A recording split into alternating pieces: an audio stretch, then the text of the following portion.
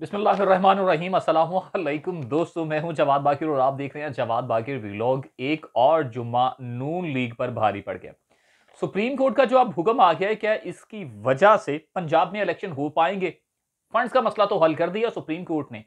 अब दो अहम खबरें हैं, एक फंड्स के हवाले से और एक रेफरेंस के हवाले से, जिसमें चीफ जस्टिस और उनके साथ सात जजेस हैं जिनका तासुर यह दिया जा रहा था कि उमर अता बंदयाल ग्रुप के खिलाफ रेफरेंस दायर कर दिया गया है। दो खबरें। सबसे पहले फंड्स के मुतालिक आपको खबर देता हूं और उसके बाद हम बात करेंगे रेफरेंस के हवाले से। रेफरेंस दायर करने वाला कौन है, उसका क्राइटेरिया क्या है, बंदा कौन है। सबसे पहले आते हैं, सुप्रीम कोर्ट ने जो स्टेट बैंक को हुक्म दिया 21 रुपए जारी करने का, 21 अरब रुपए जारी करने का, क्या स्टेट बैंक को डायरेक्ट हुक्म दे सकता है सुप्रीम कोर्ट? जी बिल्कुल। माहिर कानून से जब मेरी बात हुई तो उन्होंने बताया कि बिल्कुल कानून में ये गुंजाइश है कि supreme court directly state bank को हुक्म ये दे सकता है। एक बात तो क्लियर हो गई। और उन्होंने कहा कि आप फंड्स भी जारी कर दें। अब इसी खबर की तफसील के मुताबिक आपको मैं बताता हूं कि किस तरह से ये समाज शुरू हुई। सुप्रीम कोर्ट ने पंजाब में इंतखाबात के लिए जो कायम मुकाम गवर्नर स्टेट बैंक थे, उनको इलेक्शन कमीशन को बराह रास्त जो है फंड जारी करने का हुक्म दिया। अब chief justice Umar Ata Bandial, chief justice Munib Akhtar साहब और एजाजुल एहसन सब जस्टिस ने इन चैम्बर समात की है। अब जिसमें अटॉर्नी जनरल वजारत खजाना के हुक्म भी पेश हुए और दौरान समात जो है अटॉर्नी जनरल जो मंसूर उस्मान है, उन्होंने मौक़िफ़ इख्तियार किया था कि वफाकी हुकूमत इंतखाबात के लिए फंड्स के इजरा में बेबस है। अब पार्लियामेंट ने हुकूमत को फंड्स जारी करने का इख्तियार ही नहीं दिया, तो फंड्स कैसे जारी करें भाई?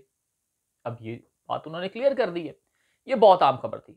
इसका भी पोस्टमार्टम करता हूं और इसके साथ मैं आपको ये भी बताऊंगा कि अब जो फंड्स जारी करने का इन्होंने हुक्म दे दिया है, इससे होगा क्या, किसके लिए मुश्किल बन गई है। सबसे बड़ी जो मुश्किल बन गई है वो बन गई है अब वजीर आजम साहिब के लिए, और इसके साथ साथ जो उनकी मुश्किल बनी है वो काबीना के लिए बन गई है। आपको याद होगा मैं लास्ट व्लॉग में ये बात क्लियर कर गया था कि इस वक्त जो सूरत हाल है, सुप्रीम कोर्ट स्टेट बैंक को हुक्म देगा। ये लास्ट व्लॉग की मैं बात कर रहा हूं, जब मैंने कहा था कि सुप्रीम कोर्ट स्टेट बैंक को हुक्म देगा।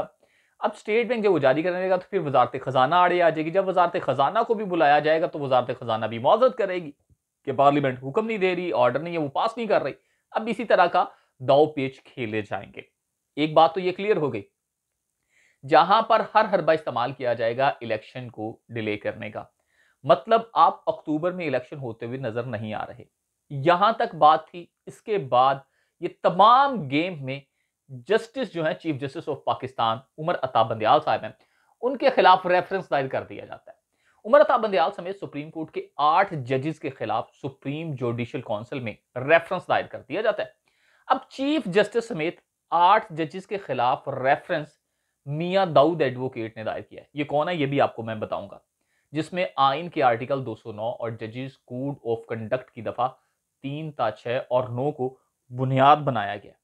रेफरेंस में चीफ जस्टिस उमर अता बंदयाल के अलावा जस्टिस एजाजुल एहसन, जस्टिस मुनीब अख्तर, मुजाहिर नकवी साहब, जस्टिस मोहम्मद अली मजहर साहब हैं, जस्टिस आयशा मलिक साहिबा हैं, जस्टिस हसन अजहर रिजवी साहब हैं और शाहिद वाहिद साहिब के नाम शामिल हैं।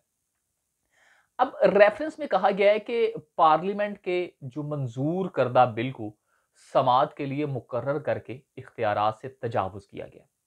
पार्लियामेंट के बिल की समात के लिए 8 रुकनी गैर आइनी बेंच तश्कील दिया गया।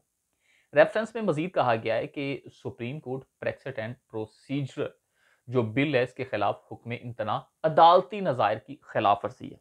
अब ये तो उन्होंने कर दिया इन जजेस के खिलाफ। मियां दाऊद साहिब रिपोर्टर रहे हैं, उसके बाद इन्होंने साथ साथ अपनी तालीम मुकम्मल की और ये एडवोकेट बन गया। आजकल इस्लामाबाद में ये बड़े एक्टिव नजर आते हैं।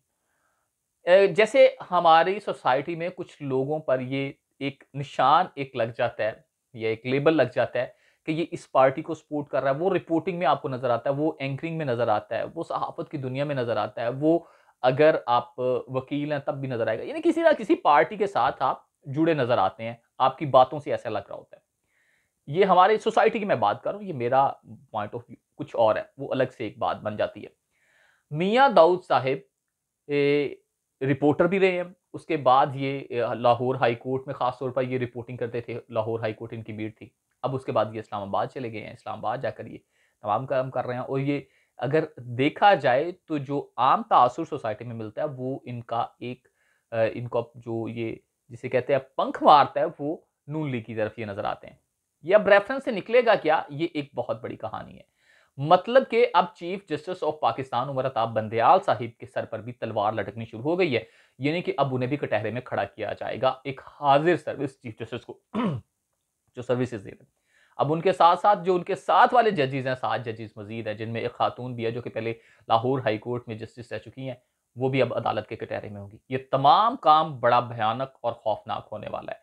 इलेक्शन हो ना हो, बहुत से चेहरों से निकाब भी उतरा है, बहुत से चेहरे बेनिकाब भी हो गए हैं, हैंडलर्स भी बेनिकाब हो गए हैं, एक्सपोज हो गए हैं, बहुत से लोग सामने आ गए हैं। मगर इस तमाम खेल में नुकसान सिर्फ और सिर्फ पाकिस्तान का हो रहा है।